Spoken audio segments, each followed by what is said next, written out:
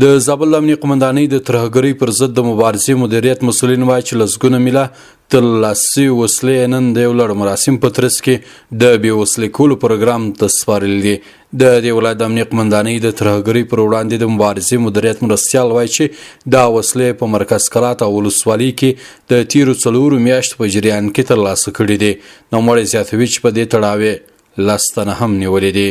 تقریبا دا د 4 میاشتې په جریان کې موږ دغه مهمات ګیر کړي دي، لکه 20 میله اسلحې دي مختلف النوع او تقریبا د کلاشینکوف مرمۍ به تقریبا په تعداد باندې 200 شاوخوا مرمۍ د کلاشینکوف دي، 214 تانې 14 تانې تقریبا توپنچې مرمۍ دي مختلف النوع شان ډېر شان مهمات لکه مثلا ګرنیټونه او اسلحې او جابې او ډېر شان مدلاس ته راوړي دي، خو څه ډاک پروسې ته سپارو. پر همدې مهال د زابل د امنیه قومندانۍ اداري مرستیال وایي چې امنیتي سرتېرې شپه او ورځ د امنیت په ساتنه باندې بوخت دي.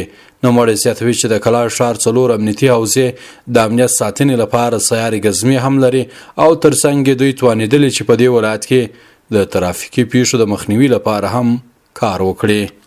لرغونې حوزې په خپلو کارو کې ډېر هڅې کوي او 24 ساعت ګزمې او پیرې لري او دلته په داخل کې امنیتي مسؤلین هم خپل کارو ته ډېر متوجه دي. الحمدلله بس اطمینان درکوو تاسو ته او د زابل ولس ته چې امنیت تر پخوا نه الحمدلله ډېر ښه دي او د ولس خلک هم له موږ سره ډېر همکار دي. پکار د هغوی همکاري ده او د موږ خپل د مجاهدینو ستړیا او زحمت د کارو د مسلمانانو امنیت خپل وجیبه ګڼي.